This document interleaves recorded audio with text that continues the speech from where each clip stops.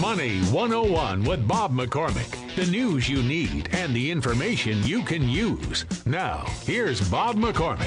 Can you fight City Hall when it comes to parking tickets? I'm Bob McCormick on Money 101. KFWB News Talk 980. We're here every day from 10 until 2. Greg Savelli is the Chief of Parking Enforcement for the City of Los Angeles. Greg, thank you for being with us on Money 101. Thanks for having us. And you're the head of parking enforcement. You're going to address some of these issues. Absolutely. But the first one, let me ask you, is the 14-day that you have the period to pay or the fine essentially goes up dramatically. Is that been in effect for quite a while? 14 days, is that standard? Or is it different than what other municipalities and other counties of the state have? Well, what we have is a little bit of confusion. There's a 21-day period from the day you receive the citation in which to pay it. What we do at the City of Los Angeles is by Muni Code, we have added that if you, for example, didn't get the ticket on your window or you didn't see it or whatever, and you get a delinquent notice after the 21 days have expired, that's when we start the 14-day clock. So it's not exactly from the moment the meter reader writes the ticket and puts it on your windshield and enters it in the computer. Correct. If they get the full 21 days, and if you get a notice of delinquency, they give an additional 14 days. Greg Savelli will be here to answer questions about parking enforcement. Blocked signs. When you cannot read what the regulation is for that particular area. Jay Beeber will also join us. He's the president of SafeStreetsLA.org. Stephen Vincent is the president of LA Parking Freedom Initiative. We've got it loaded for bear, folks. A jam-packed show on Money 101. What happens when that ticket is not paid? We'll ask Greg. What happens with the credit bureau? What happens with the DMV? The appeals process. Is there a routine denial? Do you have a chance? All coming up. I'm Bob McCormick. You're listening to Money 101 on the home of the Los Angeles Clippers, KFWB News Talk 980. Money 101 with Bob McCormick. The news you need and the information you can use. Now, here's Bob McCormick. It's a big job, but somebody's got to do it. And I'm not talking about Money 101, although this is a big job, too. We're here every day from 10 until 2, talking about your money, your L.A., and you. The Los Angeles Department of Transportation manages all the on-street parking and 118 public parking lots and garages. It installs, maintains the parking signs, the curb restrictions, the colors of the curbs, the parking meters, the permit zones, and it enforces all of these state and municipal parking laws.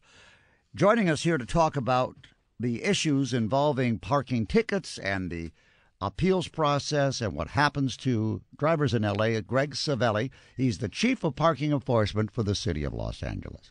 To clarify the penalty, once you receive a parking ticket on the street in L.A., then the clock begins to tick.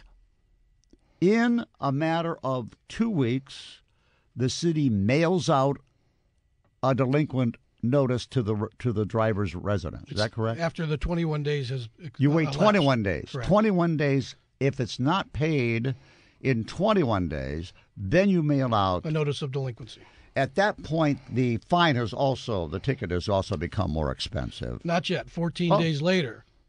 If you don't pay within that 14-day window after the notice of delinquency, then the first penalty takes effect. So you really get 35 days. Correct. Okay, so there's almost over a month before a $63 parking ticket goes to $126. Correct. Now, go ahead and tell me the process, because there's a second penalty as well, right? Right. Well, first of all, you got to make sure that once you've got the notice from your windshield, that you have the 21 days in order to either pay it or request a hearing or a review.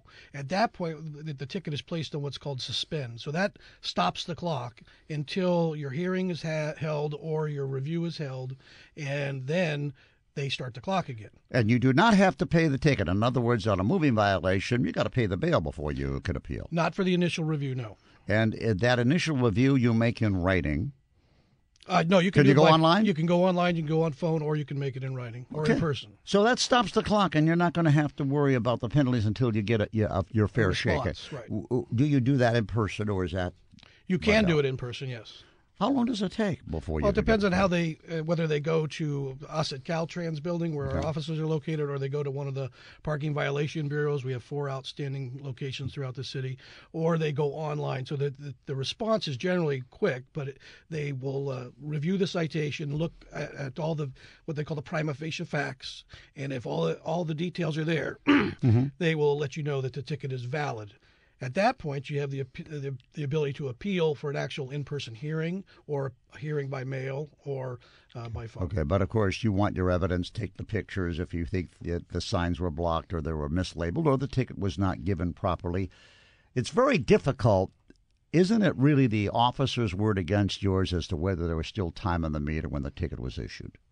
No, not so much anymore, because all of our new smart meters that were installed, there's somewhat up 44,000 of them, all document when money was received, how money was received, either by credit card or by coin. It'll be date stamped and time stamped, and so we can tell when the meter was paid and when it expired, and compare that to what the time was when the citation was issued. They all operate off the same operating system. So you do not need to take a picture of the meter. Not on a meter, no. Doesn't matter. The example that you gave a minute But you ago, want pictures of signs and all that. Yes. All right, the process now. I got to understand before we get into the appeals and what you do and how fair things are and where things might be cloudy. You've given people 35 days before you hike the penalties. Now, the penalties, as you know, are pretty onerous. They double. So that's a pretty big hike. And then a second penalty makes it even more expensive. At some point, do you notify the credit bureaus on the collection? Or is that done by a third party? Well, we have a third-party vendor that does process our tickets, and basically, ultimately, it can end up on your credit report. It's not first thing out of as soon as the date's expired, we don't run to the credit bureaus. What we do is we attempt to collect it through that vendor. They'll send out notices. They will, and it will inform them that if you don't pay, we'll ultimately report it.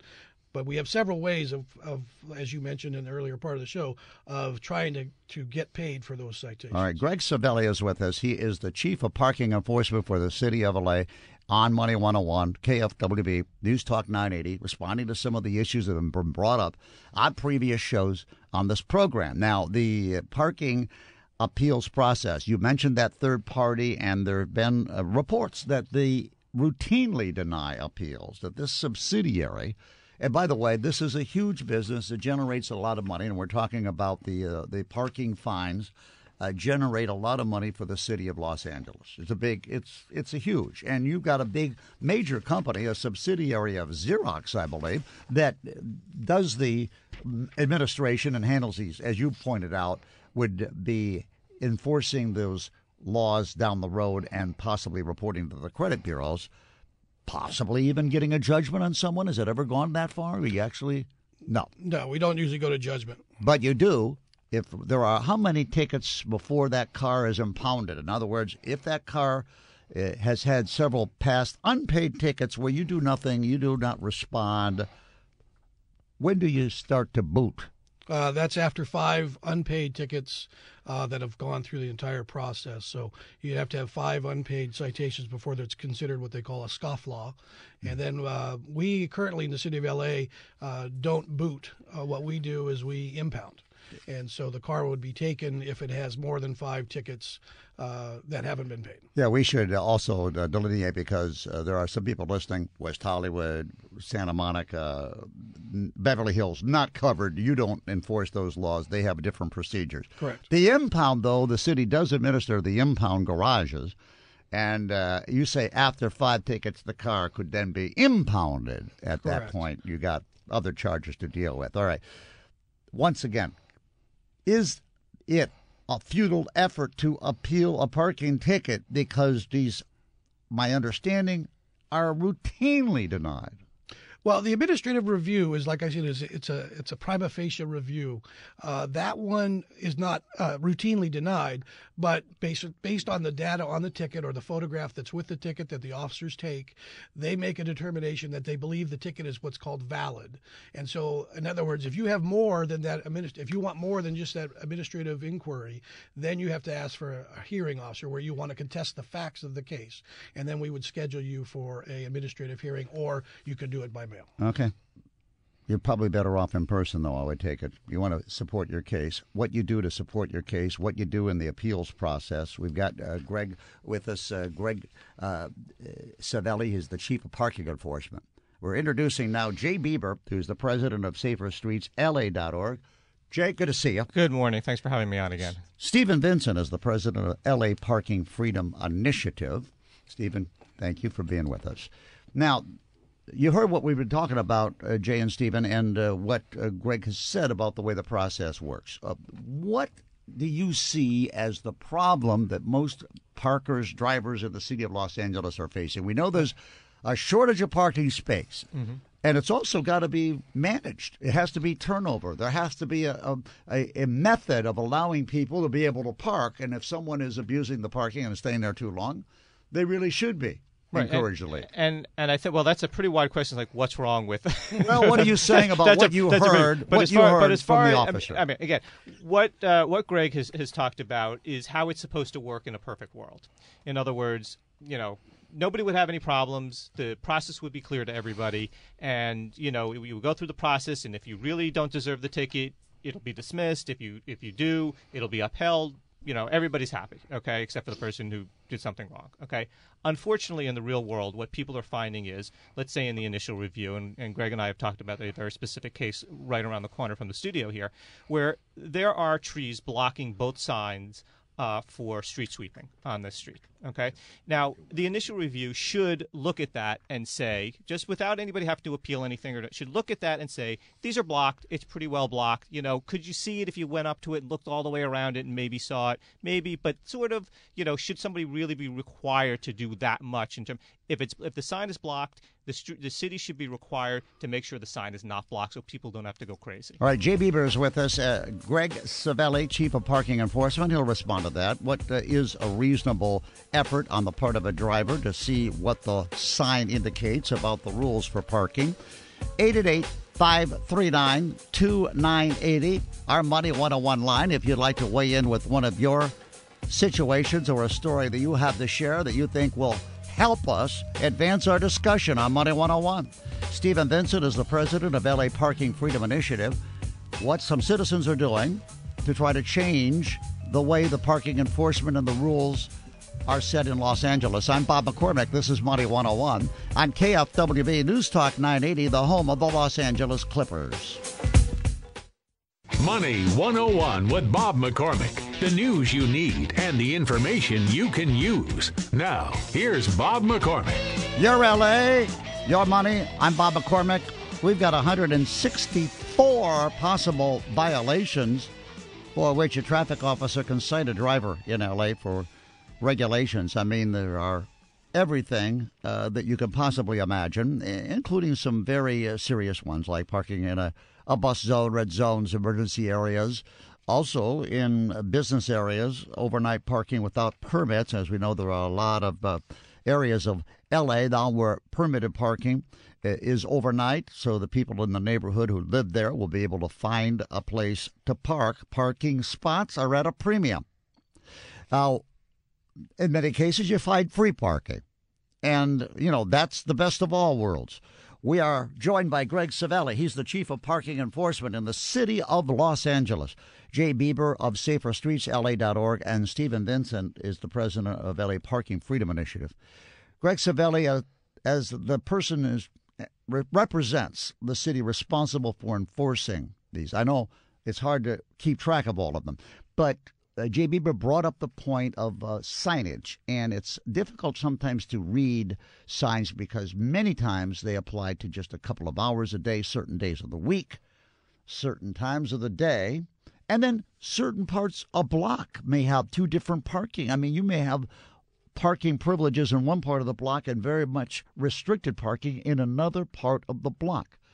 How do you maintain that to make sure that shrubs don't block signs, and what happens when a driver can't see the sign? Well, a very good thing for us to do is to make sure that those signs are visible. And then just a word of caution to everybody, when you read a sign, always look at the most restrictive and go from the top down. That helps you determine how you park and whether you can park there. Now, in the scenario of a blocked sign by trees or by stickers, sometimes they're vandalized, we want the person to report that, and so that we can go and have our people remove the shrubbery or trim the tree or whatever we need to do. In the situation that Jay was describing with a citation being issued at a location, just how much should the citizen do? As I recommend they take a photograph. Do they got to get out of the car and walk across the street so they can see the sign? How far would we reasonably expect someone to walk? And that's exactly the way we look at it. We want you to be reasonable about it, and we want you to say, if you can't see that one, can you see the next one down the road? But we don't want you to have to walk, a whole block to find it. You should have something within, a reasonable distance, not something that you have to go search out. And then if you get a citation and you believe it's unjust because the sign's blocked and you couldn't see it, then we recommend that you document, photograph, where your car is, where the sign is, what's covering the sign, and that can be submitted to the Parking Violations So you can Bureau. send your smartphone picture online to parking enforcement. Is that enough? I'm not sure they could be submitted online. I think we could take a picture. It's a very good thing that we should be able to do. I'm not sure that we can just yet because that would make life easier. Absolutely, wouldn't it? and that's what Jay and I have talked about. We're in agreement that we want to be more customer friendly. We want to make sure that it's the citizens understand how and when they can get a violation, and it's one of the mayor's priority goals is to be more customer friendly. But also to have an appeals process that works, that people understand, because what's been described so far is very confusing. You appeal, you write in, or you can call in or online. Ask for an in-person appeal. Now, how many people for a parking ticket are going to take the time to go down? And that is the issue. How much time? It's like when I'm waiting for the cable guy. How many times is my internet service going to go down and I'm waiting for someone to come to fix it, where I say, hey, you know what? My time is worth more than this effort. I'm out of there. But you don't have to pay a parking ticket to contest it. It is held up, and this is important, as soon as you file that letter or online notice that you want to contest it, the clock stops ticking on that 21 days. That you're partially correct. On the 21-day initial review, they stop the clock and then restart it. Now, if you decide that initial review did not come out in your favor and you want to appeal the ticket, you do deposit the fine amount to schedule a hearing. So you do have to deposit the fine amount to schedule a hearing. That money would be refunded to you if you win at the hearing. Okay. I pay a moving violation to contest that, and you get it back if you win. Correct. Jay Beeber, you have a high-powered camera, and I know you go to many areas of the city. Yes. Do you feel how many pictures do you have to take? What kind of documentation? Right. If you feel you got in a ticket and you couldn't read the sign. That's a great question. And I think that part of the problem is, we were talking I showed Greg some pictures of this area, okay, what we were talking about. Now, I took 20 pictures. It's really hard to see on the camera, but Greg's answer was, well, maybe you didn't take the picture from an area where you could see the sign. So, if Greg wasn't here today, okay, and this wasn't around the block from here, maybe at the end of at the end when Greg's finished, we're going to go around and take a look. But if you go to a hearing officer and the hearing officer says the same thing, maybe you didn't take the picture from the right place or whatever, then they're not going to go out and look at it. They're going to just find you guilty. Does that happen? Are you contending that happens a lot in the hearing? What I'm saying is that the if you document sort of a reasonable amount, okay, then and if they do the initial review and they say, yeah, it's blocked, maybe you could have seen it if you looked all the way around. Greg? I think maybe it should just got to be a slam dunk in the favor of the person. Well, here's the issue, Jay. Not everybody is honest with us as well, and so we don't know where that photograph is taken. We're assuming it's taken at the location in which the citation was issued, but frankly, our people on the phone and our people in the hearing office can't see that location. So what we do is send an investigator out. If the hearing officer gets a complaint that this and shown photographs. Stephen Vincent, LA Parking Freedom Initiative. You want to add something? Yes. I think that so far we've absolutely completely missed the point. everything we've heard so far is about how the onus is on the citizen to prove whether the sign was visible or not. There has to be some burden on the city as well. Well, he just said, though, they send out. That's not what I'm talking about. I'm saying that when that parking control officer is out there, it is their burden to look before they write every single ticket, observe, are signs visible? If they can argue that signs are not visible, they should not write the ticket to begin with. And we'll have Greg Savelli, the Chief of Parking Enforcement, respond to that assertion from Stephen Vincent next on Money 101. 888-539-2980 is our Money 101 hotline to LA's Chief of Parking Enforcement.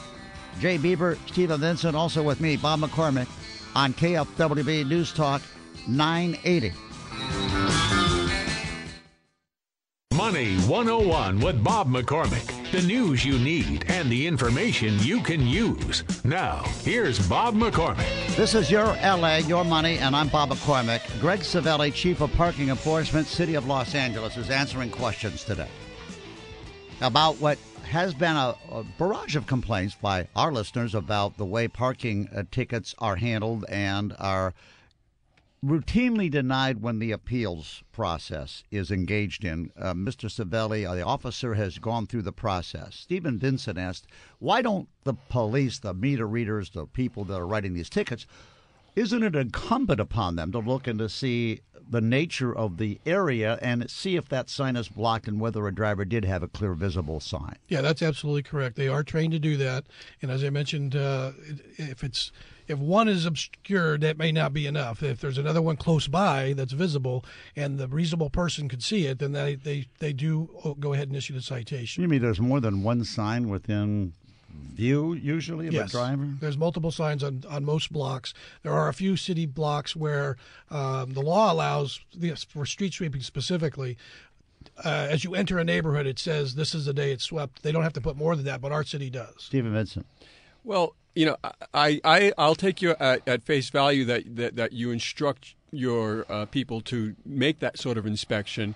However, it appears that they're very frequently not applying it because the frequency of complaints about blocked signs and problems of this nature are very, very high. I believe that that's driven because the orientation of the city towards parking in Los Angeles is revenue collection and not service to the public first. If we can shift that orientation to service to the public, I think we'll see our officers being more responsible and more diligent in following out those kinds of policies. But what we have right now is the city council telling your department, hey, we need you to collect, I don't know how many millions and millions of dollars in this budget. Do they give you a quota? Well, they don't give us a quota. There's a revenue target, and it's basically based on past performance. I got to ask you something. If you collect less this year than you did last year, would your job be in jeopardy? No. All right, let me get Joe in Universal City on Money 101 on KFWB. Hello, Joe. Hi there. Go right ahead. I'll tell you, this topic really makes me mad every time I hear people talking about parking enforcement. I have a restaurant. It's a very busy restaurant, and there's tickets given out right and left to my customers, to my employees, and we have a type of restaurant where people sit for a long time. It's not your average just sit down, eat, and leave type of restaurant. Now, we asked for lax enforcement for 2 weeks during the Christmas holiday, and we were given the okay that we would have lax enforcement. It's just 11 parking spots here. Well, during that 11 weeks, I'm sorry, that 11 days. 11 days. No, it was actually 12 days because Sundays don't count. Okay. 12 days. For lax enforcement, we were giving out 11 tickets. I paid every single ticket. I got copies of all of them. I paid them because they were my employees and customers, and I told them to park there and not to worry about it. Now, I have a friend that's actually handling this case for me. He asked over and over to stay true to their words to the lax enforcement, and they said, well, we have different officers, and there were 5 different officers that gave these tickets over this 2 weeks. Well, let me ask, Greg Savelli, do restaurants and businesses contact you and say, this is a time when we need to be able to use these spots without enforcing the parking laws? Not directly, but they are allowed to go to their their council district office and ask for a special event, and they can relax enforcement in certain areas in advance, not in arrears. In other words, we're not taking tickets back if they weren't told in advance. Yeah. In this scenario, if he got these 11 tickets and that relaxation request is on file, they should all be dismissed. Yes, that's true. How long has it been? Sorry? When do the tickets get issued, Joe? All through the Christmas. So you're going on 3 months now. Before Christmas till after New Year. All right, you're going on almost 3 months. See, that's a citation. If we're given the date of the relaxation request and we look at the date on the ticket, this should be cleared through the administrative review process. They shouldn't have to go to hearing. That's true, but it's all bunk. It's all bunk because of what you have to go through. First of all, you got to pay it. Then you got to go through the whole process. I waited 6 months to get my money back on a ticket that was given unfairly. 6 months. Now, we even had one car towed. Why we were being picked on, I'm not sure exactly. We pay our taxes, hundreds of thousands, millions of dollars in taxes through the years that we've been in business. Through my family, through the taxes on the money that we bring into the city. So, can I ask you a question? I hear you, and I understand what you're saying. Can I ask you, and I was going to ask Greg and the guys about this, do you use parking spots, that are available to the public to valet cars? That's routinely done, right? Yeah, there are certain areas that allow that, yes. But there are certain areas that don't, because the public has a right to be able to try to find a place to park. Correct. All right. So, Joe, you're fighting the tickets. You've got 11 tickets. How much are you out of pocket so far? $1,000. All right. And where it is $62 a ticket, which, by the way, if you don't put a nickel in because you happen to be bad at math and you miss that last nickel in the last 15 minutes, the fine is 1,220 times the penalty for that nickel you didn't. For the nickel. Well, you've done the math. You've done your research. I'm not going to doubt it. Hold on. Let's get some response. 888-539-2980 if you have an experience. Now, I got to tell you, there are so many, and my complaint is so many white zones and yellow zones and green zones that don't seem to be necessary. Are they given out routinely? Is there a limit on this? Because it always restricts your parking to see a color zone, and you always get confused. Oh, my gosh, do I really have 10 minutes? Do I really have 20 minutes? Well, there's a process for all of those installations for green zones, white zones, valet zones, and they generally go through what we call our district engineers, and they determine whether it's safe to do parking in those areas or give up space in those areas to allow for these other zones. But generally, they are driven by the businesses. Like this gentleman, if he has a restaurant where they stay longer at his restaurant, he can come to the city and say, can you make this instead of a 2-hour minimum, let's go to a 4-hour minimum. We've done that with our Express Park program in the downtown area. We also have a variable pricing in the downtown area based on need. So we're willing to look at new ideas and work with the businesses to make it, work with their business. But the other thing is if there's a business next door that needs quick turnover, then we have to make everybody happy. Are there more parking spots or fewer that are available to the public with a meter where you can park in the city of Los Angeles? We've been losing spots, haven't we? Well, you lose some space for zones, but generally, most of the valley doesn't have meters at all. Right. So you talk about the city of LA. I think there's more available spots that are not metered than are. Okay, you guys. I know you only have a couple more minutes. What is your message to people who are trying to fight a parking citation and to be able to have their case heard and get a fair hearing, so that they can get a chance? And by the way, it does take time to get your money back. As Joe said, look, I waited 3 to 4 months on a moving violation, but I won the case and I got my check, and that's the way it is. And I would wish I had the use of the money. But what is your message? Well, the first primary message is follow the timelines. That's what gets people in trouble if they miss their timelines in the 21 days. But then they have they'll get a notice of delinquency. So then you have to act within that 14 days. That way you prevent the escalation of the penalties. So that's the first thing you got to remember. And the second thing is, understand that everybody's got a boss. If you're not getting the right answer at the Parking Violations Bureau, ask to speak to a supervisor. If that doesn't work, you can call directly to parking enforcement, and we will look at it. There are different opportunities out there, but I think Greg is saying you should call him directly. Is that what he's saying? Trust me, it happens, and I'm more than happy to review a citation. We just need the number, and like I say, most of the data is in the computer, and we can pull it up right away. Well, we're going to have to get that posted on the website. Cassandra in Hollywood, you're on Money 101. Bob here. How can we help? Hi. One of the laws that's not posted anywhere is the 72-hour parking limit. I can park on my street in front of my house, go run some errands, come back, park in the same spot, and get a ticket or possibly towed. And that's not posted anywhere that there's a 72-hour parking. Okay, what is that? Yeah, she's correct. It's not. If there's no signage for that, but the law is 72 hours when it hasn't been moved.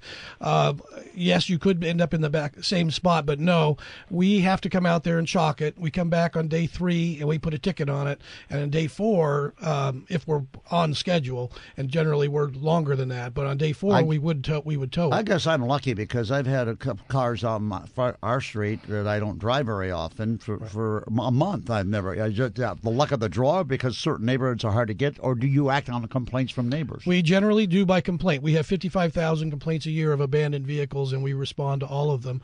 And so if car is reparked in the same spot, the method, either the chalk would be gone, or another method we use is documentation of the valve stem. What is the position of the valve stem in relation to the clock? So right. You can't fool the system. Yeah. All right.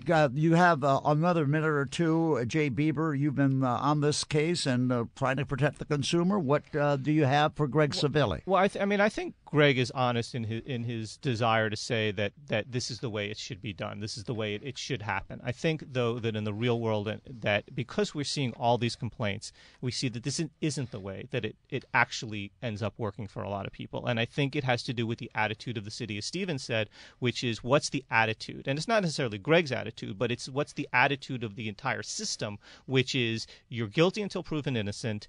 It's your burden to say that the sign is covered, and if you can't prove it beyond this huge burden, that you're going to be found guilty. And that's the thing. The thing is that we have to change the idea in the city and what the city's policy is in terms of this to service, as opposed to how do we get somebody. All right, we got a lot more to come on Money 101. We want to thank Greg Savelli, Chief of Parking Enforcement, City of LA, for answering the tough questions. Well, thanks very much. And like I say, you can always contact me, and I'll be more than happy to answer anybody's questions. We'll have that posted on our website at KFWB.com and hope to see you again soon, sir. Thank you. I'm Bob McCormick. We're not done. We've got Jay Beeber with us of SaferStreetsLA.org and Stephen Vincent, president of LA Parking Freedom Initiative. You may be fighting a ticket or wondering what you can do next. These are the guys that probably have some good advice. It's 888-539-2980. That's 888-539-2980. I'd like to know the result of your appeal. 888-539-2980 on the home of the Los Angeles Clippers. KFWB. News Talk 980. With Bob McCormick, the news you need and the information you can use. Now, here's Bob McCormick. We're here every day from 10 until 2, and you can get the podcast of Greg Savelli, Chief of Parking Enforcement, City of LA. You may have come in late on the conversation. You may want to know how things work. We gave us some very definitive time limitations and deadlines if you get a parking ticket for what you need to do to appeal and how it works, what can happen, can the credit bureaus be enforced. We'll have it all posted for you at kfwb.com/money101. You'll be able to hear the podcast later today. Also with us is Jay Beeber, president of SaferStreetsLA.org, and Stephen Vincent, the president of the LA Parking Freedom Initiative. Let's get Morris is waiting in West Hollywood. Go right ahead, Morris. You're on Money 101. First of all, you people, you run a great show here. I got a situation. Now, this is the city of West Hollywood, where I was parked in a loading zone, commercial loading zone, providing service. And they wrote me a ticket for being over 20 minutes. But the address they wrote on the ticket doesn't match up with the ticket. I protest. They said they find this ticket to be valid, et cetera, et cetera. And I paid them their $53, and now I'm planning on filing a claim with the city of West Hollywood and taking the small claims cost for wasting my time. Well, let's talk about this and what first off, the action. This is the kind of response that a lot of people are complaining about, Stephen. Even they use the system. Routine denial. Yeah, it seems as though that because the orientation is to basically generate as much revenue as possible, the inclination is to deny pretty much all claims right off the top, with the knowledge that most people are not going to pursue it any further, and eventually they'll just pay up. So although Greg, I'm sure does an honest job trying to train his employees, there's the overriding impetus to get money off the street. Well, it's a huge, they get a huge amount of money. And he owned up to the fact that they do get a target. Right. Yeah, they call it a target. It a quota, but essentially it is. Effectively, it's a quota. I think it effectively trickles down to the enforcement officer on the street. So what we think is the main thing that needs to change here, and we want to see if this can be done, as changing the actual legal mandate of the Department of Transportation and the Parking Enforcement Division to service to the public, defined as enhancing commerce, ease of transit, and livability. In our minds at parkinglosangeles.org, we believe those are the three things that a good parking system would do. It would serve the public by facilitating commerce, ease of transit, and livability. All right. 888-539-2980 is our Money 101 hotline. If you have a story, an experience with a parking ticket in the Los Angeles area, and of course the parking enforcement officer represents the city, so it didn't cover West Hollywood, Santa Monica, Beverly Hills, but there are other rules, and by the way, they vary. So you really have to watch where you park, and we know that. But, what seems to grate me the most is, Stephen, I've gone quite a while without a parking ticket, so I'm happy about it. It's a good feeling just to know, oh, my gosh, I was able to avoid this even when I could have gotten the ticket. Mm-hmm. But the point is, there seems to be a lack of – I can't tell you the number of spots I've missed because a valet ducked in with a car. For a business into a parking meter spot. Now, I understand that a lot of businesses don't have parking lots. They're going to use the city street. And if it's after 6 o'clock, I understand that on the weekends. But lunchtime is a big time in L.A. The officer mentioned downtown L.A. Businesses have been complaining that people aren't coming down there and staying there because the parking fees are so onerous in the garages. And if you park on the street, my goodness, if you find a place, your car could be gone when you come back. So are the businesses taking too much parking because we have a right as the public to be able to park on the street?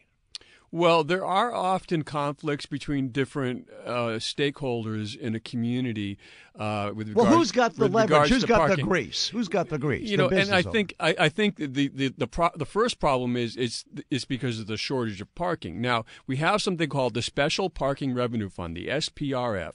Monies from parking lots and from parking meters are supposed to go into this fund. And I reread this last night. It is expressly in the law that money is to be used for increasing the supply of parking.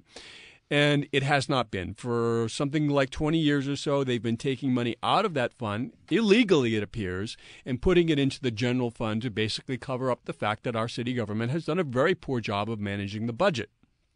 That needs to end. One of the things that we want to accomplish at parkinglosangeles.org is to pass a law which protects the Special Parking Revenue Fund from further pilfering or pillaging, really, sure, and make sure that money is used as intended to increase the supply of parking. Now, right then and there, that is the key problem. That's going to resolve a lot of these problems that we're having. How does the city do that? How do they increase the parking? There's just a certain amount of space available. I want your answer in a moment, but first, Mark is in Marina Del Rey on Money 101 KFWB. Bob McCormick here. Steve Vincent is with us right now. How can we help you? Hi, guys. Question. If you have an area that says no parking on Thursdays, 8 a.m. to 10 a.m. for street sweeping, and you see the street sweeper go by at, let's say, 9 o'clock, can you park? Will they give you a ticket, or can they give you a ticket for parking there after the sweeper's already gone, even if it's before 10? Well, recently, Kevin James of the Department of Public Works instituted a program such that you can park after you see the snail trail after they've come Even through. though you're still in the time that they've been through. Now, I love that, the snail trail. No, it's a good thing. It's a public service orientation, which is exactly what we're after. Yeah. They did put up a website which helps you track when they're coming through and if they've come through and all of that. And they have communicated with the parking bureau that any tickets issued under those circumstances should be nullified. So that's a really good step in the right direction. But I want to take this in another step. A change that I would like to see made is that we're going to put an end to that entire street cleaning operation. Whoa, I want to talk about how that could be accomplished because we do have some dirty streets in L.A. We've got Steve Vincent of the LA Parking Freedom Initiative and Jay Beeber of SaferStreetsLA.org. 888-539-2980. Your experience, welcome. Your case, we'd like to hear it. 888-539-2980. 10 to 2 every day. It's Money 101. I'm Bob McCormick. It's your LA, your money and you on KFWB News Talk 980. What a business it is for the city of Los Angeles. Parking fines bring in $156 million plus. That's one of the biggest sources of revenue. The lowest fine is about $25, while most city tickets are $58 to $63. And, of course, for repeat violations or late fees, it can double and triple and result in a ding on your credit and even notification to the DMV eventually. With us on Money 101, Jay Beeber, the president of SaferStreetsLA.org. Stephen Vincent is the president of LA Freedom Initiative. We've got people waiting, so if you'd like to weigh in with your situation, 888-539-2980. Did you fight a parking ticket? I'd like to know the outcome. 888-539-2980. Hey, Rick, you're on Money 101. Bob here, and Stephen is with us. Go right ahead. Hi, guys. Thanks for taking my call.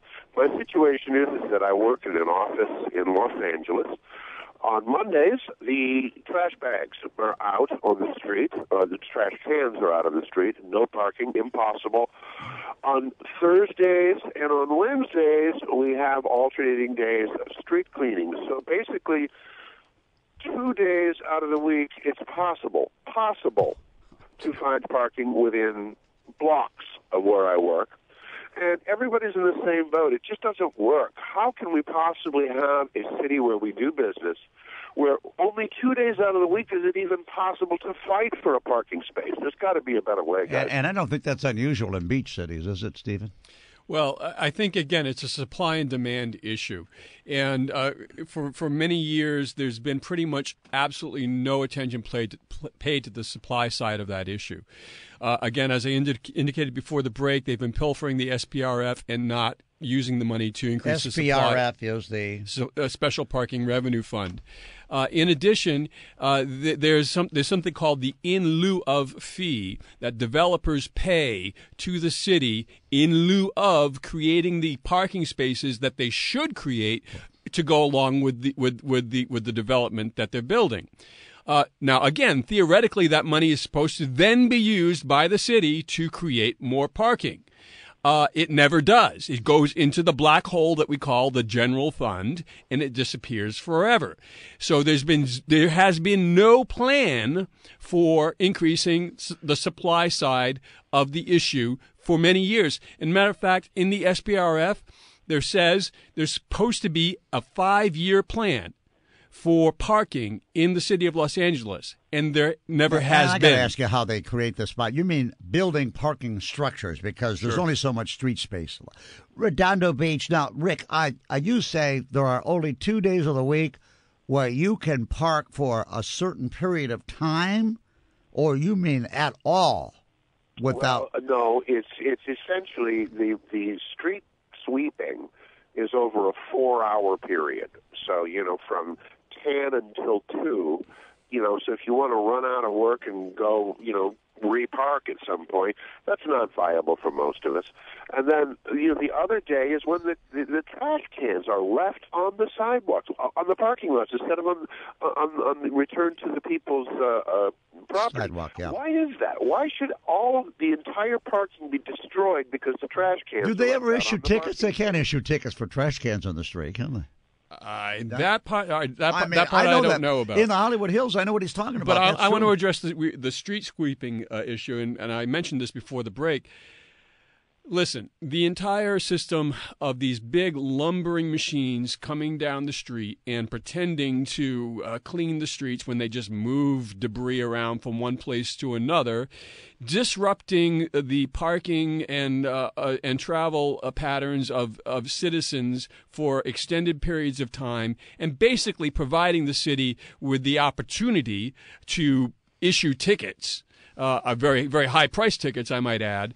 That system needs to come to an end. It's antiquated. It's stupid. So the basic solution. I mean, is it proven scientifically that these street sweepers don't work? They're not doing the job. It's pretty obvious if you look at them. I mean, they really don't do a very good job. But what does do a good job is a human being with a broom. That's right. Okay, there is no where I live. There is no street sweeping. No street sweeper ever comes. The streets are immaculately clean. Why? Because the homeowners take responsibility for that one next little step, which is to take care of the gutter in front of their property. And I know folks in Granada Hills, I know folks in Sherman Oaks, the same thing. No street sweeping, but the streets are in perfect condition. It is a simple matter to simply make it a law that all property owners, whether residential or commercial, are simply responsible for the gutter in front of their property. And businesses period. too. End of story. Get rid of an entire stupid department that is expensive and creating nothing but hassles for the people of Los Angeles.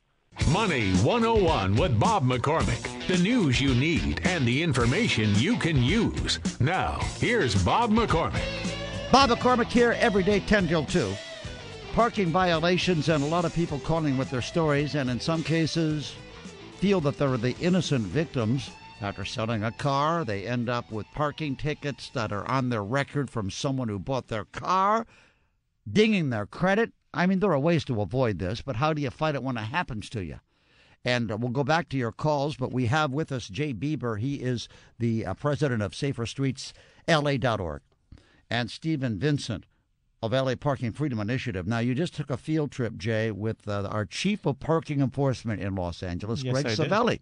Yes. Let's set it up, because you saw right in our neighborhood here in Mid-Wilshire. Right around the corner from the studio. There's a problem on the street. They have street sweeping signs, which are blocked by trees. Both signs on the street are blocked by trees. And I asked Mr. Savelli when we were sitting here whether he thought that was a problem, and he said, they're not supposed to, if they think it's reasonable that, that the person didn't see the sign, they're supposed to call it in, and they're supposed to not ticket after that. And so he wanted to go out and look at the area, and he said when we were out there that he felt, in his opinion, he said he's not making comment on what anybody else in the process of a particular ticket might decide, but in his opinion, they should not be ticketing there. And then the interesting thing that happened is that a parking enforcement officer drove by. Whoa!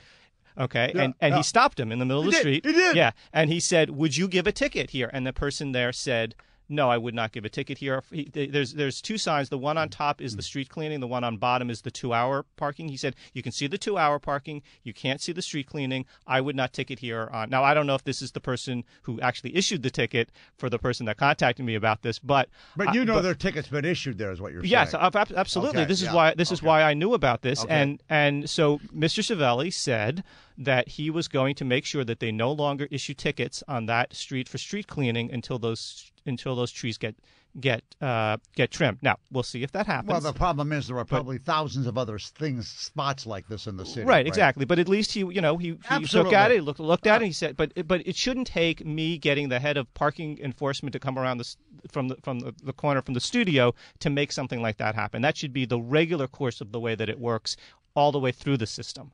Okay. And I think that's what the problem is. He claims they're trained to do that. But clearly there's a breakdown somewhere because someone's not getting the message. And obviously what needs to happen is this needs to be legally mandated. Okay, now if we can't get the city council to pass something, we're going to have to put something on the ballot and get it passed ourselves. But this obviously is not going to be done voluntarily, or it is not going to be effective voluntarily. It's going to have to be mandated. Bill is in L.A. on Money 101 on KFWB. Bob McCormick here with Jay and Stephen. Go right ahead. Hi there. How are you? I love the show.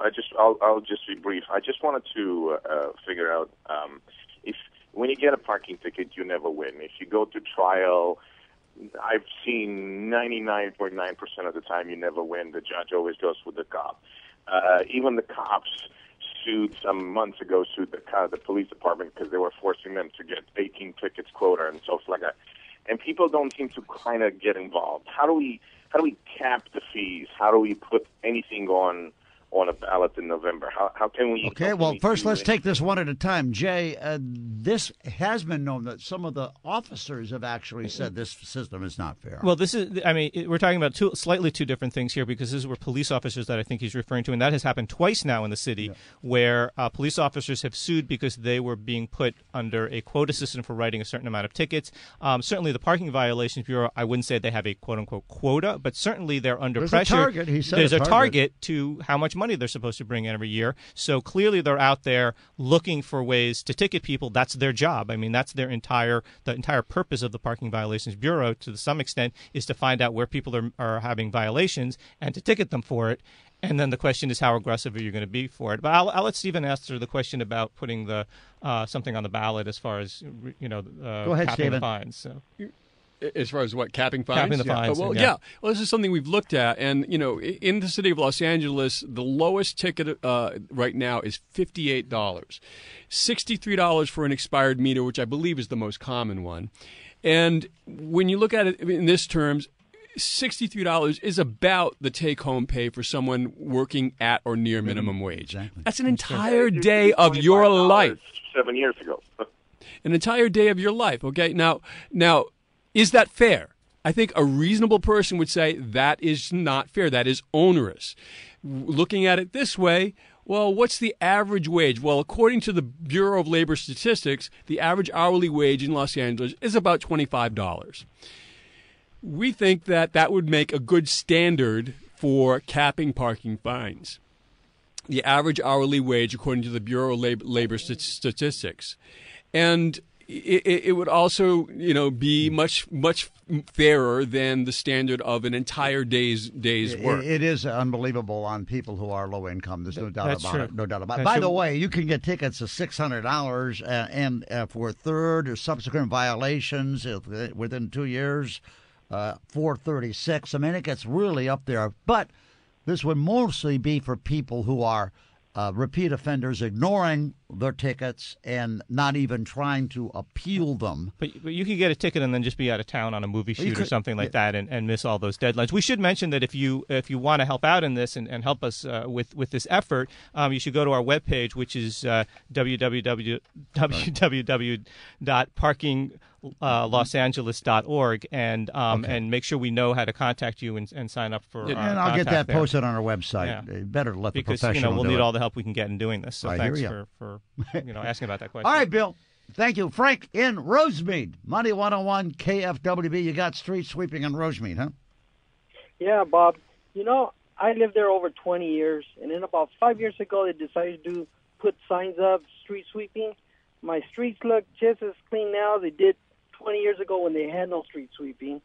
And what makes it worse is that one day I didn't go to work, forgot to move the car. I got a ticket. I didn't realize that 2 weeks or 3 weeks had gone by, and it tripled from 50-something to, I think now it's $180. And I don't even have the money to pay. It tripled like within about 3 weeks, the fine. No, it's not supposed. You're supposed to have 21 days before they send out the notice. Right. Well, that's state law.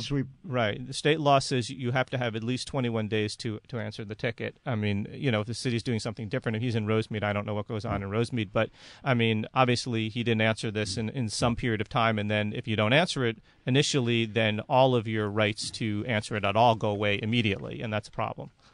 Fareed and Elisa Viejo, Money 101 KFWB. Hello. Yes, by the way, I love your show. I didn't know your show was extended to 2 o'clock, so now I love to listen to it. Thanks for the promo. I travel a lot. I park my car in the city parking in the LAX, and it's supposed to be patrolled by police officer. I come back and I got a ticket for not having a sticker on my license plate. And I'm like, wait a minute, my registration is good for another year. So I called them. They said, well, you still have to pay us $10 for processing fee anyway.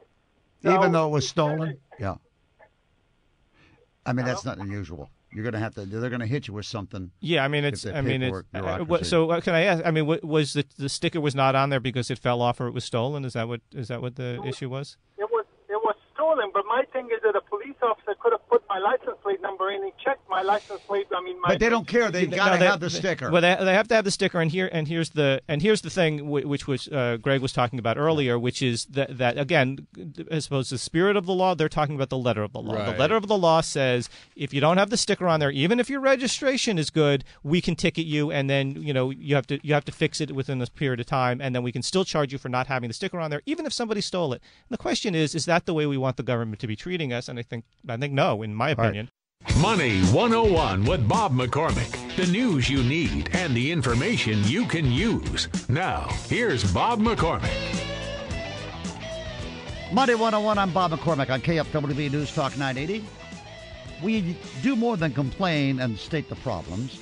Anybody can complain. There was a great comment from the CEO of Yahoo, who said that, when people come into her office to give her a situation that is giving them trouble, she expects them to present a solution.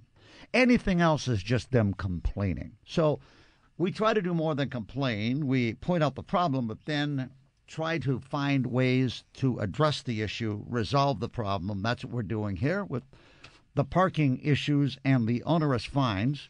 It's been pointed out as we have the minimum wage, about $3.30 a week in Los Angeles.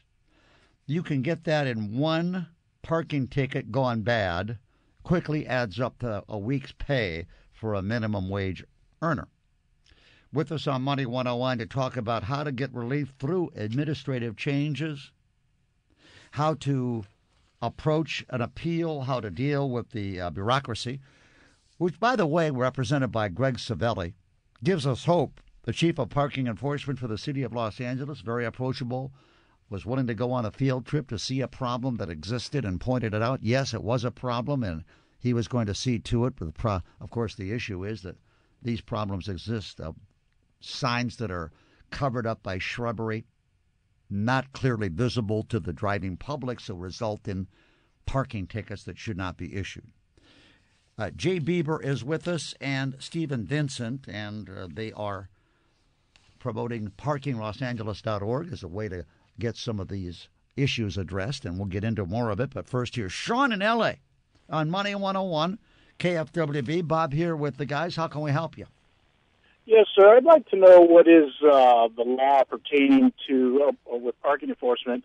I live in the city of Eagle Rock, and pertaining to parking in the front lawn area. I had just moved into my home a year ago, and while I was doing my move, we have a long driveway where we have, where we can park our vehicles. But during that time frame, I had a relative come down from Nevada, and he ended up parking in the lawn area. It wasn't a manicured lawn; it was like dirt because we had just moved in. And so during the move, one of the parking enforcement people came by and, without hesitation, wrote up the relative from Nevada a ticket. And the gentleman was 66 years old. Okay, well, wait. Let's stop there. We'll get into all the details. First off, front lawn, your private property, but right. What's the deal, Stephen? Listen, first of all, I noticed something on the San Diego parking website last night, which I'm looking at in comparison to the Los Angeles parking. They don't call it parking enforcement. They call it parking administration. Mm-hmm. Okay? Mm-hmm. Now, listen, why not, in that circumstance that the caller just cited, why not have the officer go up to the door, ring the doorbell, knock on the door, and say, "Hey, folks, what's going on here? You're not supposed to park on the lawn. Could we move this car? What's the situation? Are there extenuating circumstances?" That would be administering parking rather than enforcing like, RoboCop. Yeah, Stephen is absolutely right. I mean, this is a question of attitude. This is a question of what is this all about? And in this particular instance, there's a law, I'm sure, which says you're not allowed to park on the front lawn. And the reason is because they don't want people having junky cars on people's front lawns and stuff like that. Up on blocks for years. Exactly. Dukes of Hazzard. Right, exactly. But here's the thing. You see one on a street, it looks like there's other people there, there's other cars in the driveway, it looks like somebody's living there. You can let people know what the law is if they don't know, rather than a gotcha kind of thing. And unfortunately, the attitude is gotcha. And that's what we want to change. We want to change that attitude, whether it's in L.A. or anywhere else. Why not a warning? Yeah, why not a warning? If nobody's home, right. Issue a warning and say we will be back in 24 hours if the car's still there. Guess what? There you go. But that doesn't generate any money. That's okay, the problem. Let's talk about the marking of the tires, because 2-hour parking is a great notion for me, because most of my appointments last longer. I'm able to get into a spot that's 2 hours. I feel great. I'm golden. It made my day. After that 2 hours is up, I could get a ticket. But they could also mark your tires. When do they mark tires and check that? Because they don't necessarily automatically know that you've been there if it's not a meter. Right. So you're on a block where 2-hour parking. They may not get to your car till an hour 45 minutes you've been there. You should be getting 2 hours from the time of the marking if it's a 2-hour parking. Yeah, I mean the question is, if they're doing this correctly, when the officer comes by, he comes by on his rounds. Whatever cars are there, that's where the clock starts ticking technically, because he doesn't know whether you just pulled in or you were there for an hour or whatever. And then at that point, now whether they mark the tires, I know there's some technology out there where they can put in license plates and then it shows up the next time they come around whether that car was still there. So maybe not a marking. I don't know whether LA has that technology. But here's the thing. I mean, I know of examples where there are enforcement officers who have just simply gone down the street and started ticketing people, whoever was parked there, and they did not mark the tires. And so, and I watched that happen outside the window of an office that I worked at CBS. You mean they had no idea if somebody just had parked there? They ticketed some of the cars on the street and not others. And I know that there's some that had just pulled in and some that had been there way more than 2 hours that didn't get tickets. I was watching it outside my window. I worked across the street from CBS. And we have three members of our parkinglosangeles.org website have cited exactly the same type of behavior on our website, which you can do right now. You can go to the website and post your parking experience right there for everyone to read, so we can and we need to know about those things so we know how to address them and what needs to be addressed. Jay Beeber is here, president of SaferStreetsLA.org. Stephen Vincent is president of LA Parking Freedom Initiative, trying to make changes in the parking enforcement. And as Stephen pointed out, it should be administration. It should be administrative and making sure that it is a consumer-friendly parking structure, not something that is going to be abusive or oppressive to people who have to make a living in L.A. Let's get George in Los Angeles on Money 101 and hear his story. George, welcome to Money 101. Thank you so much. You got a great show. I was driving down Hobart in Wilshire about 15 minutes ago. I get a phone call, so I pull over on Hobart to take the call, and I look in my rearview mirror, and there's a parking enforcement guy just pull up behind me with this little machine in his hand in his car. And I start to pull away because I didn't want a ticket. Does this mean I'm going to get a ticket in the mail? Well, that's not. First off, when you said that, I thought you were going to say it was a cop pulling over for the cell phone, having the smartphone in your hand. But you can pull over in a legal spot. You're supposed to turn the engine off if you're going to use the phone. But were you pulled over in a legal spot when you were on your phone, or were you pulled into like a red zone or something? It was a meter. It was a meter. It was a meter. And you were in the car. But I didn't put money in the meter because I was just right. How long were you there? I was there not even 1 minute because I saw the guy pull behind me, and immediately he put that machine in his hand and started typing. Okay, well, here's the thing. Okay, obviously they're supposed to. I mean, again, this is Greg Savelli said his enforcement officers are supposed to try to get compliance first before they ticket. That's what their mandate is. That doesn't mean that they do it. So what should have happened here is he should have allowed you time to get out of the car. He should have come in parallel with you to let you know right. he's Say, there. hey, you're going to put the money in the meter. But again, because of this idea that it's about how much revenue can we generate, that's not what actually happened. Now, can you get it in the mail? They can send you something in the mail, but then the question is, and you pulled away, they can mail it to you. The law says if you pull away, they can mail it to you. But did he get your license plate or not? I mean, you're going to have to see what happens, and then you're going to have to, unfortunately, jump through all their hoops in order to fight the ticket and say, I pulled over. I was just about to get out of my car. The guy pulled up immediately behind me and just started writing a ticket, even though it was looking for change or whatever you were doing to put money in the meter. I mean, if it's a minute, again, I don't know how you prove it, but it's going to be your word against his, unfortunately, and that's what the problem is. I didn't want to get a cell phone ticket. Yeah, basically, the only way that this is going to stop is if we all come together and do something about it, and that's what we're doing at parkinglosangeles.org. When you get home, log on to our website, join us, and tell all your friends to join so that we can make the changes that we need to make to bring all this to an end. Now, there's a lot of changes. We're going to get into it because, first off, George, good luck to you. I mean, this has happened to me. I pulled into a place because of one thing I did not. Maybe I'll drop something on the floor. I don't want to reach for it and endanger and possibly cause an accident. I pull over because your inclination is to stop. You get a call that you got to take or something you've got to do. You pull over. You don't really give a thought to, hey, is there time in that meter or am I going to get out and go feed that meter? I mean, would he have gotten a ticket if he would have been getting out of his car before he got to the meter to feed it? Yeah, they're not really supposed to. I mean, if you're sitting in your car and you see the officer and they tell you, or that you see them writing the ticket and you're just kind of ignoring them or whatever, then, obviously they can write you a ticket. But, I mean, the idea is you got to give people time to do these things. This is outrageous what happened. Yeah, of course it is. And I don't think anybody would agree that it isn't. All right, your story, 888-539-2980. That's 888-539-2980. We are looking, I've got in front of me all of the schedule of all the fines, and some of them are stunners.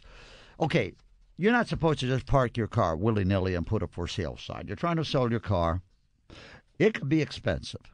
The first violation, $100, but listen to this. Third and subsequent violations for parking a car with a for sale sign, $1,000, $1,035. So please be careful. Now, this could, when you're on Laurel Canyon in Studio City, Steve, you're in that area. There have been cars with for sale signs. I think this may be specific streets. I'm not 100% sure about that. I think they've designated because what it is car dealers are putting cars out on the street. I think that's what that is, but I'm not 100% sure. We can get confirmation on that, but I think that may be what they're talking about with that fine. Here's anything related to causing gridlock, I'm for. I wish they would enforce the anti-gridlock laws for cars at intersections. I mean, for people that continue to drive through and to block an intersection when they know they're not going to get through and it's going to cause the traffic in the opposite direction to be standstill traffic, that causes gridlock. Hey, I say slap them with $1,000. And, they are pretty expensive. They just don't enforce it. And I want to go on record as saying that with regards to handicap parking spaces and illegal use of handicap placards, I'm personally in favor of increasing the fine to public stoning in the town square. Okay, so right, exactly. That's obviously a willful violation. The people know they're doing it, and it's not an inadvertent thing where somebody was late getting back to their meter. Double parking in front of a fire hydrant or something like that, seriously endangering public safety. Right, I mean, these are I don't charge them. Are you concerned at your organization, parkinglosangeles.org, about the length of these bus zones, these red zones? They seem to go forever. I mean, is it really necessary to have them that long? It's like a landing strip. It needs to be reviewed. And what the problem is that there is no process in place for local stakeholders in a given area to ask for that sort of thing to be reviewed. we want to develop a process by which the stakeholders, let's say at Laurel Canyon and Ventura, can come together. The residents, the shop owners, the shoppers, or anybody who lives in the area can come together and ask for a review of these sorts of things from the DOT, and the DOT will be required to actually hold a public hearing so that these issues can be addressed. The issue of the restaurant that Jay raised earlier, the guy who called in with the restaurant. These things need to be. But right now, it's all incumbent upon whether you can get the ear of your city council person, and you can bring that at their whim. Right. And it's very random. Some people have success, other people don't. There needs to be a process. And I also want to talk about the valet situation and the spots that are taken over by businesses. But these are private valet outfits that oftentimes run afoul of the direction of the business they're working for and just park cars on the street or wherever they can find a place to park. Okay, we've spelled out some of the problems for the drivers in Los Angeles who are facing parking fines and restrictions, obscured signage. One of the big problems, we're going to run down what our experts believe are the biggest issues. Stephen Vincent, President, LA Parking Freedom Initiative, and Jay Beeber of SaferStreetsLA.org. And together, I'm going to give you another website, but they've banded together for ParkingLosAngeles.org. And Jay, you took the head of parking enforcement, who I was gracious enough to go on a field trip with you and to admit that there was a sign that just was not properly visible to the drivers. Is that the biggest issue to you? Is it the fact that officers are, as we heard from some of our listeners, not giving a break? In other words, not saying, hey, you can move that car or I'm going to ticket you, or knocking at the door if a car is parked illegally at somebody's home, or on the streets, on the public, in residential streets, you're still not supposed to park, more than 72 hours in Los Angeles. Exactly. What do you think is the biggest problem? Well, I think the biggest problem is the attitude. I think the biggest problem is the mission of the Parking Violations Bureau, or what it should be, the Parking Administration Bureau. And I think that, all of these things are symptoms of that problem, which is how does the city view its citizens, and how does it view parking as related to that, and how much money can they extract from the citizens? Now, the new administration at City Hall, may have a different attitude than what has happened in the past. I know I spoke to the mayor recently, and he said he was looking forward to seeing what we bring forward to him. But I think that let me clarify for people, because you've got a little bit of leverage. You were instrumental in getting red light cameras disconnected. We haven't brought that up, but people need to know a little bit about when you say you talk to the mayor. He really is listening to you. Yes, and I know the mayor very well. He's a very good guy, and I think that honestly he would like to see something different here. And he said that he's looking to see what we bring forward in terms of this initiative. He's made his staff available, and we've talked to his staff, and we're going through the process. We have a whole list of things that we'd like to see changed, and we're going to present that to them and see how much we can get through administratively or through city ordinance, and then those things that are sort of bigger things that are going to be harder to get through, we may have to put on a ballot initiative. I talked to the lawyer filing the class action. He stated, and he made points that were just so logical, that when the city began to initiate this doubling of fines, 100%, it was when the city was really in bad shape. Financial meltdown hit us all, but it also hit citizens. So doubling the fines when people were losing jobs, not getting pay increases, not getting even cost of living adjustments. To have that kind of onerous fine. This is about the attitude. It's really the attitude of a monopoly capitalist with a complete lock on a market, and asking the question to themselves, how much can we get away with? How much will the market bear? Let's take that. As opposed to what's necessary. The question should be, how much of a fine is required to gain compliance from the average citizen?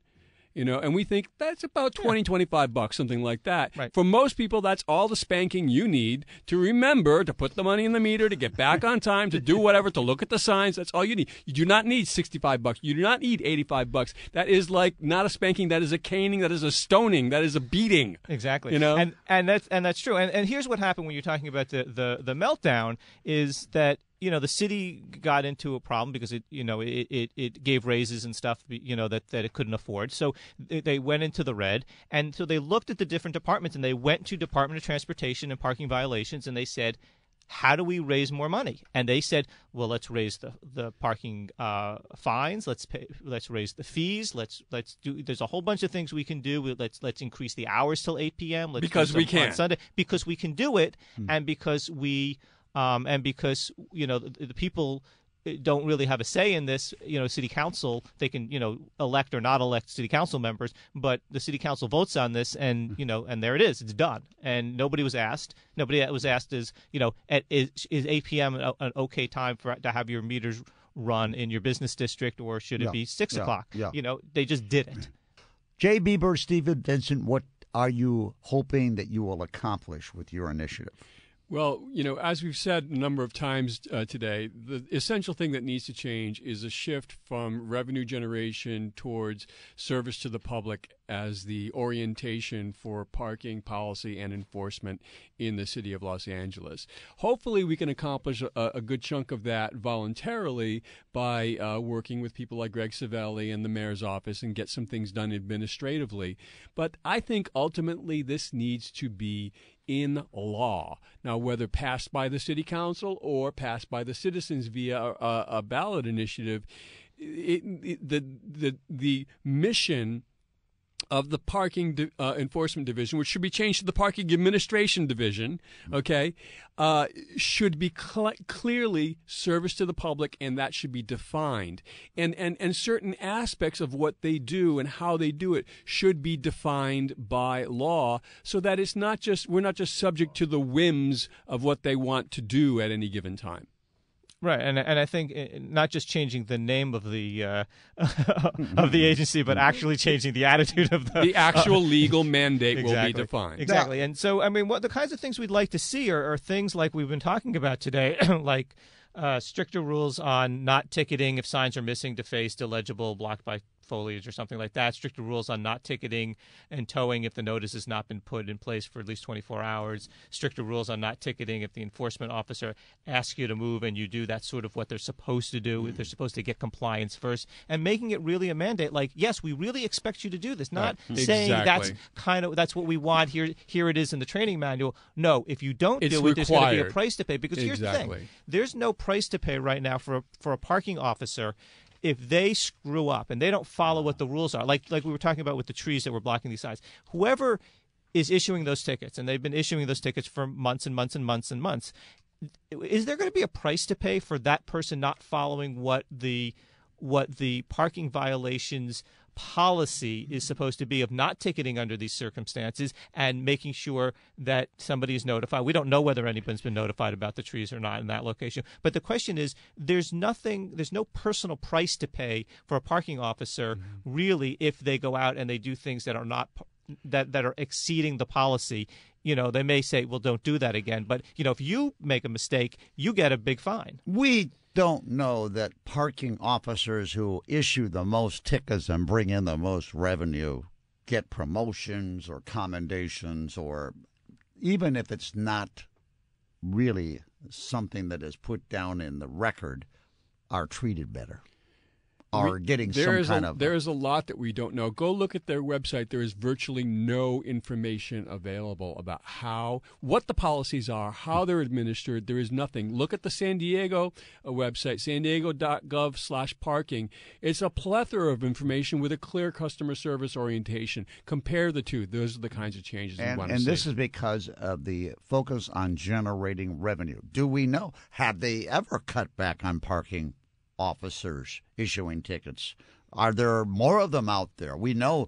Well, they want to hire more so they can get more. And there are fewer meters. The parking enforcement chief even said there are fewer places to park in Los Angeles. I mean, it's the more places, the fewer places you have to park, the more chance there are people are going to park illegally or have to stay overtime because they can't find a legal place to park, or they're late coming back to their meter or something. But developers that put up buildings are required to provide parking structures. Well, not necessarily. No. Well, they pay their way out of it, and this is something that needs to change.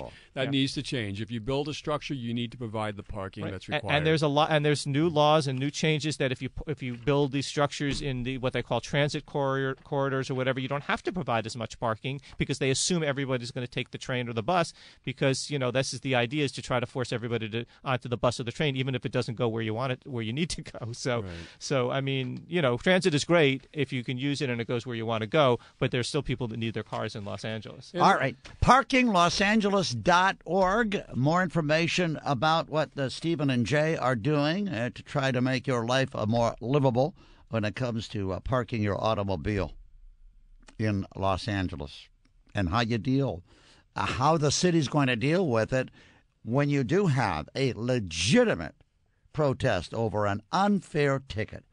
This is what people have complained about on our program, and I know you're working on it. Appreciate you being with us and what you've done, and also our thanks to Greg Savelli for coming in, facing the music, and telling us, as the chief parking enforcement officer, what he's trying to do to educate the people who are out there writing the tickets or making the judgment that, no, this ticket should not be written.